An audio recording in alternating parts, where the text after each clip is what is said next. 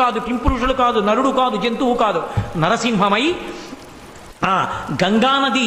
సుడిదిరిగినట్టుగా ఉన్నటువంటి ఆ నాభి కనపడుతుండగా విశాలమైనటువంటి వక్షస్థలంతో పెద్ద పెద్ద